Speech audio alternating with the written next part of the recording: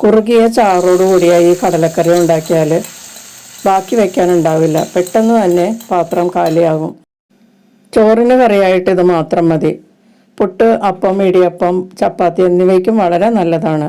അപ്പോൾ നമുക്കിതെങ്ങനെയാണ് തയ്യാറാക്കുന്നതെന്ന് നോക്കാം. രാത്രിയിൽ കുതിർത്തിയ കടല 150 ഗ്രാമാണ്. ഇത് നമുക്കൊരു കുക്കറിലേക്ക് ഇട്ട് കൊടുക്കാം. ഇതിലേക്ക് 2 മീഡിയം സവാള സ്ലൈസ് ചെയ്തതും ചേർത്ത് കൊടുക്കാം. ഞാനിവിടെ വെള്ളക്കടലയാണ് എടുത്തിരിക്കുന്നത്. കറുത്ത കടലയും ഇതിന് ഉപയോഗിക്കാം. ഇനി ഒരു വലിയ പച്ചമുളക് നടുവേ പിളർന്ന് 3ആയി കട്ട് ചെയ്ത് ചേർക്കാം. ചെറിയ പച്ചമുളകാണെങ്കിൽ ഒരു 2 എണ്ണം ചേർക്കണം. 1 ടീസ്പൂൺ ചതച്ച വെളുത്തുള്ളി ചേർക്കാം. 1 ടീസ്പൂൺ ചതച്ച ഇഞ്ചി ചേർക്കാം. ഒരു ചെറിയ തക്കാളി സ്ലൈസ് ചെയ്ത് അതും കൂടി ഇതിലേക്ക് ചേർത്ത് കൊടുക്കാം.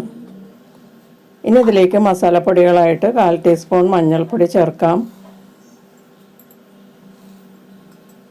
1 ടീസ്പൂൺ മല്ലിപ്പൊടി ചേർക്കാം. 1/2 ടീസ്പൂൺ മുളക് പൊടിയും കൂടി ചേർക്കാം. 2 പിഞ്ച് കുരുമുളക് പൊടി ചേർക്കാം. 1/2 ടീസ്പൂൺ ഗരം മസാലപ്പൊടി ചേർക്കാം. ഇതിലേക്ക് ആവശ്യമുള്ള ഉപ്പും കൂടി ചേർക്കാം. ഇനി കുറച്ച് കറിവേപ്പിലയും കൂടി ഇതിലേക്ക് ചേർക്കാം. ഇപ്പോൾ ഇതിലേക്ക് എണ്ണയൊന്നും ചേർക്കേണ്ട ആവശ്യമില്ല.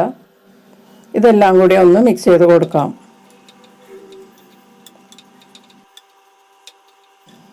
എല്ലാം നല്ലതുപോലെ മിക്സ് ചെയ്തതിന് ശേഷം കുക്കർ അടച്ച് ലോക്ക് ചെയ്ത് ഇതൊന്ന് വേവിച്ചെടുക്കാം. നിങ്ങൾ എങ്ങനെയാണോ കടല വേവിക്കുന്നത് അതനുസരിച്ച് വേവിച്ചെടുക്കാം. വെള്ളക്കടല പെട്ടെന്ന് വെന്ത് കിട്ടും. കറുത്ത കടലയാണ് കുറച്ച് കൂടുതൽ വേവിക്കേണ്ടി വരും. ഇപ്പോൾ കടലയൊക്കെ നല്ലതുപോലെ വെന്തിട്ടുണ്ട്. അതിൽ ചേർത്തിട്ടുള്ള ചേരുവകളെല്ലാം നന്നായിട്ട് വെന്തിട്ടുണ്ട്. ഇതിന് ആവശ്യത്തിന് വെള്ളം ബാക്കിയുണ്ട്. അതുകൊണ്ട് ഞാനിപ്പോൾ വെള്ളം ചേർക്കുന്നില്ല. നന്നായിട്ട് വെന്തിട്ടുണ്ട്. വെന്തുടഞ്ഞു പോകുന്ന രീതിയിൽ ഞാൻ എടുത്തിട്ടില്ല. ഇനി കുറച്ച് നേരം കൂടി ഇത് വേവിക്കാനുണ്ട്. ഇതിലേക്ക് ഒരു സ്പെഷ്യൽ ചേരുവയാണ് ഞാനിപ്പോൾ ചേർക്കുന്നത്. 2 ടേബിൾ സ്പൂൺ ചിരകിയ തേങ്ങയിൽ നമ്മൾ നേരത്തെ ചേർത്ത മസാല പൗഡറെല്ലാം അതേ അളവിൽ തന്നെ ചേർത്ത് വറുത്ത് അരച്ചെടുത്തതാണ്. ഇത് ഇതിലേക്ക് ചേർത്ത് കൊടുക്കാം. അപ്പോൾ മസാലപ്പൊടികൾ നമ്മൾ ആദ്യം ഡയറക്റ്റായിട്ടും ചേർത്തിട്ടുണ്ട്. തേങ്ങ വറുത്തതിലും അതേ അളവിൽ തന്നെ ചേർത്ത് വറുത്തരച്ചതുമാണ്. അതാണിപ്പോൾ നമ്മൾ ചേർത്തത്. അരപ്പ് ചേർത്ത് നല്ലതുപോലെ മിക്സ് ചെയ്തതിന് ശേഷം ഇതിലേക്ക് പോരാത്ത ഉപ്പും കൂടി ചേർത്ത് കൊടുക്കാം. ഉപ്പ് നോക്കിയിട്ട് വേണം നമ്മൾ പോരാത്തത് ചേർത്ത് കൊടുക്കാൻ കേട്ടോ.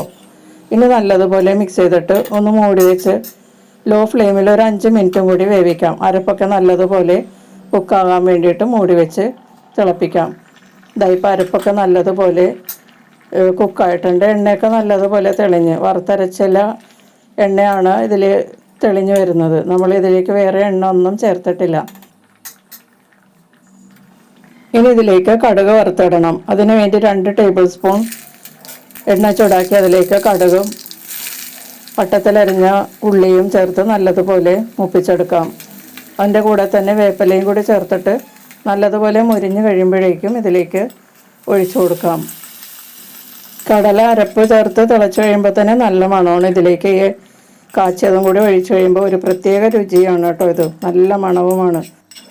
ഇതിൻ്റെ മണം കേട്ടാൽ തന്നെ നമുക്ക് ചോറോ അല്ലെങ്കിൽ പുട്ടോ അപ്പമോ കഴിക്കാൻ തോന്നും. വളരെ ടേസ്റ്റിയാണ്. കാച്ചി ഒഴിച്ചതിന് ശേഷം കുറച്ച് നേരം വെച്ചതിന് ശേഷം നമ്മൾ മിക്സ് ചെയ്ത് സെർവ് ചെയ്യാം. കണ്ടില്ലേ, കടലക്കറി കണ്ടാൽ തന്നെ നമുക്ക് വായിൽ വെള്ളം വരും. ഈ കറി കൂട്ടി ചോറോ അപ്പമോ എന്ത് വേണമെങ്കിലും കഴിക്കാം. ഇതിൻ്റെ രുചി അപാരമാണ്. ഈ കറി ബാക്കി ഒരിക്കലും വരില്ല. അപ്പോൾ എല്ലാവരും ഒന്ന് ട്രൈ ചെയ്ത് നോക്കിയിട്ട് നിങ്ങളുടെ അഭിപ്രായങ്ങളൊക്കെ അറിയിക്കുക. മറ്റൊരു റെസിപ്പിയുമായി വീണ്ടും കാണാം. Thank you.